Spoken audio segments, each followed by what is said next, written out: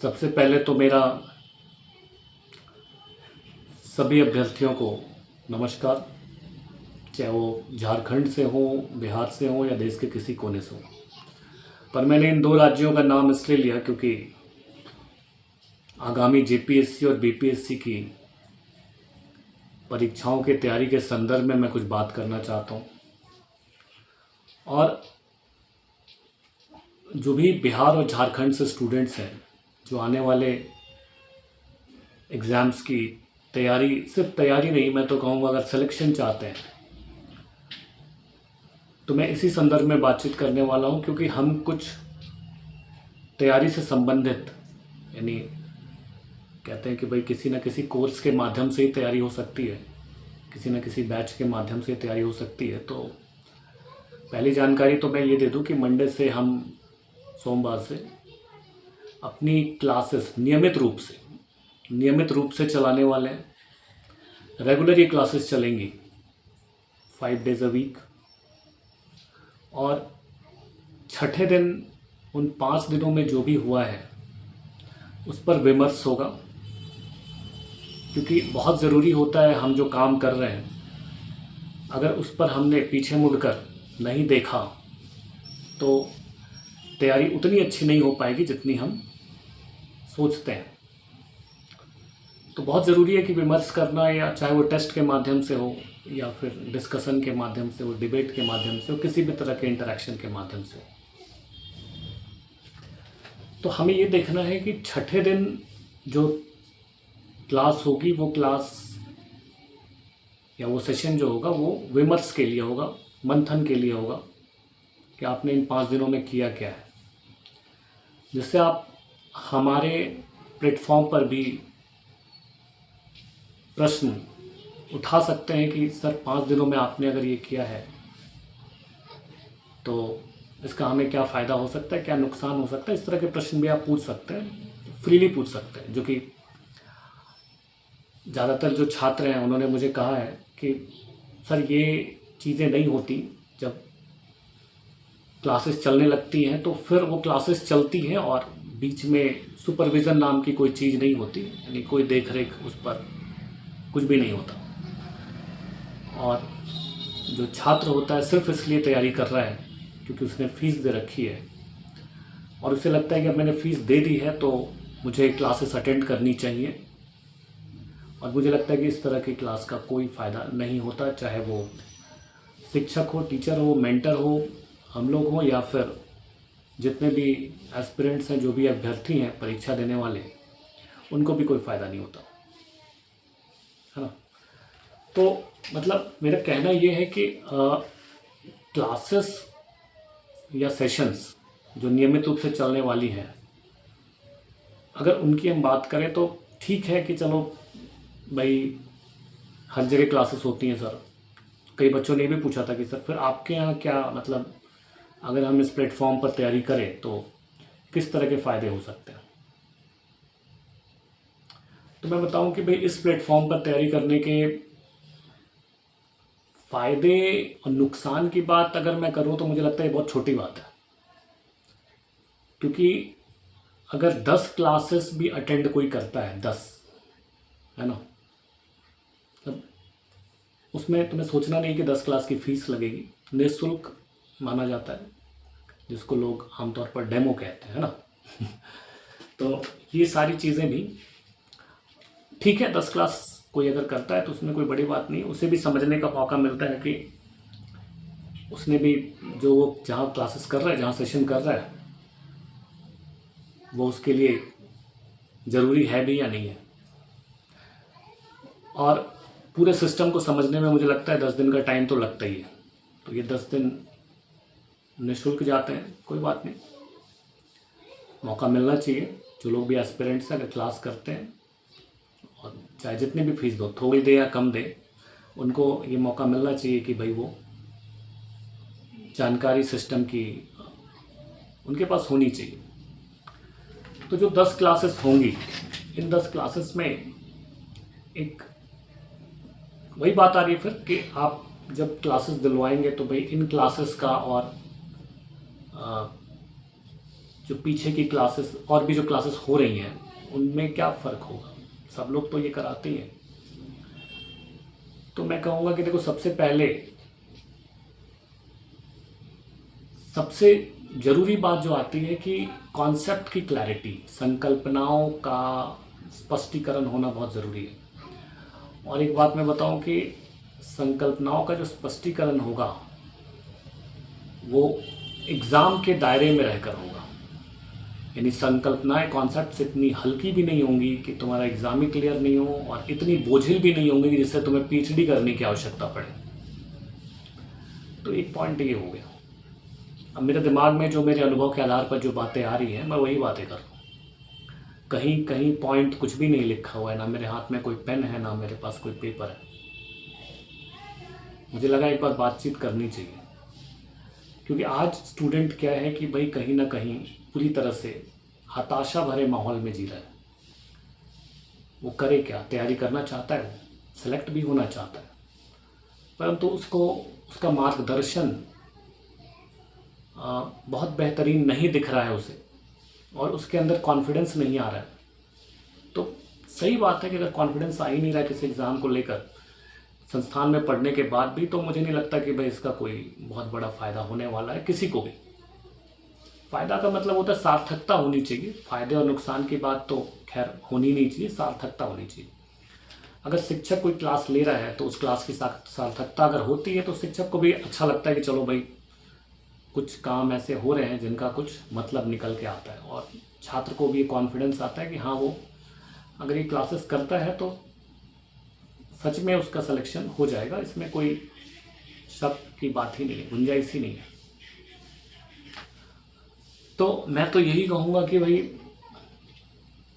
जब हम क्लासेस की बात करते हैं तो पहला मुद्दा था कॉन्सेप्ट, और दूसरा मुद्दा आता है, कई बच्चों ने पूछा कि सर क्या जब हम क्लासेस कर लेंगे तो हमारा कोई आंसर भी चेक करने वाला होगा?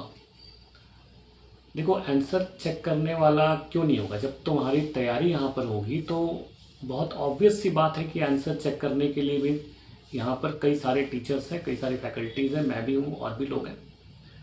और टीम को तो आपने देखा ही है सबने कि भाई हमारे पास शिक्षकों की कमी नहीं, और वो शिक्षक, वो उम्दा शिक्षक, अनुभवी शिक्षक कुल मिला के कहें तो हमारे साथ में है। और हम एक टीम है जो कह सकते हैं ये संकल्प लेकर चल रही है कि भाई अगर हम इस काम को पूरा करते हैं और छात्रों का सिलेक्शन हमारे पास से होता रहता है, और पहले भी हुआ है, तो इससे बड़ी मतलब आत्मा को संतुष्टि देने वाली और कोई बात नहीं होगी। क्योंकि जिस काम को आज समय इतना नहीं है कि आप व्यर्थ में आप कहीं ना कहीं जाकर, किसी के पास भी जाकर, कहीं भी जाकर कुछ भी करते रहें, ये, और मैं ये भी कह रहा हूँ कि आप व्यर्थ में हमारे पास भी ना आए। इस वीडियो का मकसद सिर्फ ये है कि कहीं ना कहीं सूचना आप तक पहुंच जाए, सब तक पहुंच जाए कि भाई हम बीपीएससी और जेपीएससी की तैयारी कराने के लिए प्रतिबद्ध हैं। तैयारी कराने के लिए ऑनलाइन मेनली है और ऑफलाइन भी। एक प्रश्न ये भी बनता है कि सर इसमें मीडियम, हाँ, ज़्यादातर बैचेस क्या हो रहे हैं, हिंदी और इंग्लिश मीडियम के चल रहे हैं। तो मैं कहूँगा कि यहाँ पर हिंदी के बैचेस अलग हैं और इंग्लिश के बैचेस अलग हैं। तो इसमें कतई चिंता नहीं करनी कि भाई बाइलिंगुअल बैचेस चलेंगे, ऐसा बिल्कुल नहीं है। ठीक है, ये स्टूडेंट के साथ अन्याय होता है, पूरी तरह से इनजस्टिस होता है अगर बैचेस एक ही बैच में बिठा दिए जाएं। दोनों की रिक्वायरमेंट पूरी नहीं होती और दोनों हताशा भरे माहौल में जीते हैं, चाहे वो हिंदी के विद्यार्थी हो, इंग्लिश के विद्यार्थी हो। तो दूसरी बात तो मैंने यहाँ पे क्लियर कर दी कि भाई हमारे पास दोनों बैचेस कहीं ना कहीं से अलग तरीके से मौजूद हैं और अलग ही क्लासेस चलेंगी, इंग्लिश की भी, हिंदी की भी। और इसके बाद एक प्रश्न ये भी आता है कि सर ये बताओ कि हम तैयारी कर रहे हैं और तैयारी के साथ साथ हमें ये कैसे पता चलेगा कि हमारा सिलेक्शन हो ही जाएगा?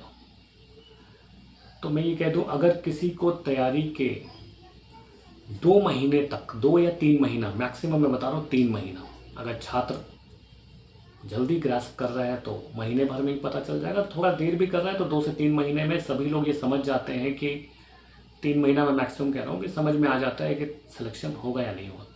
अगर 6 महीने से कहीं पे क्लासेस चल रही हैं और अगर ये फील नहीं आ रहा है, अंदर से महसूस नहीं हो रहा है कि सिलेक्शन हो जाएगा, तो फिर पक्का है कि नहीं होगा। ये बात बिल्कुल सत्य है कि पक्का है कि नहीं होगा, और मैं कह दूं कि 3 महीना बहुत होता है। अब दूसरी बात,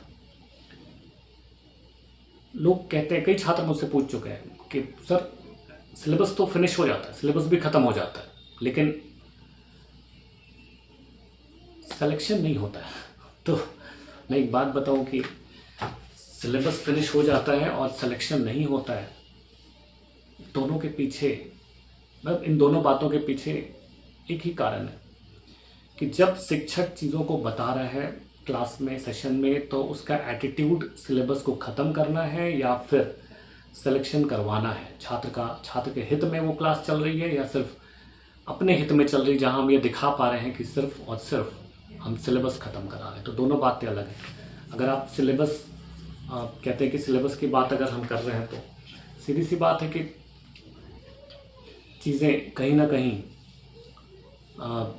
सिर्फ सिलेबस पे ही आके टिक जाती है और सिलेबस ख़त्म भी हो जाता है। कई लोग सिलेबस ख़त्म भी करवाते हैं कई जगह पे, लेकिन सिलेक्शन नहीं होता फाइनली। इस वजह से छात्र थोड़े दुखी रहते हैं।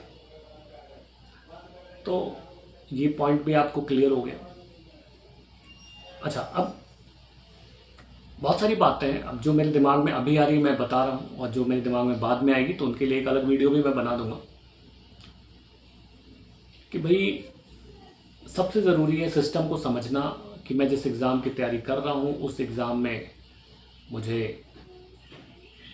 मेरा सिलेक्शन होगा या नहीं होगा, उसके पहले सिस्टम को समझना होता है। यानी उस पूरे एग्ज़ाम के सिस्टम को, यानी जेपीएससी हो या बीपीएससी हो, उस सिस्टम को समझना होता है। और समझने के बाद जब हम तैयारी में कूदते हैं तो सीधी सी बात है कि भाई हम ज़्यादा से ज़्यादा बेनिफिट निकाल सकते हैं उस तैयारी से, है ना। रटी रटाई चीज़ें आज के समय में कम काम कर रही हैं, और अनुभव, प्रैक्टिस, अंडरस्टैंडिंग, समझदारी, ये सब चीज़ें भी मायने रख रही हैं। एनालिसिस वगैरह भी, विश्लेषण भी करना है चीज़ों का, और एक अलग ढंग से सोचना है जो और कोई नहीं सोच रहा। जितना अलग ढंग से सोचोगे उतना ही ज़्यादा सिलेक्शन के चांसेस बढ़ते जाएंगे, है ना। तो बात ये है कि हमें कहीं भी इस चीज़ को नकारना नहीं है कि हम सच में तैयारी कर रहे हैं। सच में तैयारी तो बहुत लोग कर रहे हैं। सच में तैयारी का मतलब होता है सिलेक्शन वाली तैयारी, ना कि सिलेबस ख़त्म करने वाली तैयारी। तो दिमाग में मेरे जो चीज़ें आ रही हैं कि जब हम पूरी तैयारी कर लेते हैं और मेंस के क्वेश्चंस को समझ नहीं पाते हैं, तो यहाँ आपकी तैयारी फेल है। और इसीलिए हमने क्या सोचा, जो भी टॉपिक चलेगा यहाँ पर, एक टॉपिक के बाद उस टॉपिक का पूरा ऑपरेशन किया जाएगा, ताकि उसमें कोई गुंजाइश ही ना रह जाए आगे चल के, कोई गुंजाइश ना रह जाए आगे चल के कि टॉपिक तो ख़त्म हो गया लेकिन अभी भी दिमाग में कई सारे कन्फ्यूज़न मौजूद है। तो मुझे लगता है कि अगर ये गुंजाइश है तो तैयारी अच्छी, तो ये तो एक टॉपिक के बाद ही पता चल जा रहा है।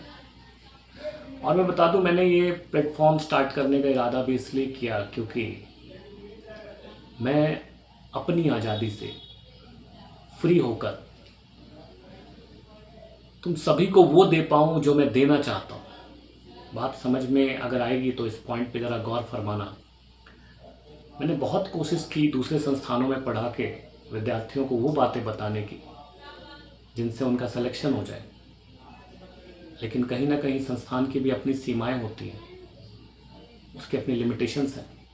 फैकल्टीज़ को फैकल्टी के तौर पे ही रहने दिया जाता है, उनको मेंटर नहीं बनने दिया जाता। तो इसमें मैं वहाँ पर मुझे हताशा होती थी कि ये तो अधूरी तैयारी है। फिर अगर मैं सब्जेक्ट ही पढ़ा के निकल जाऊँ और उनको बता ही ना पाऊँ कि इस सब्जेक्ट का यूज़ कैसे करना है, इस टॉपिक का यूज़ कैसे करना है, तो वो तैयारी अधूरी है ना। चलिए आज इतना ही, फिर करते हैं आगे बातचीत। धन्यवाद।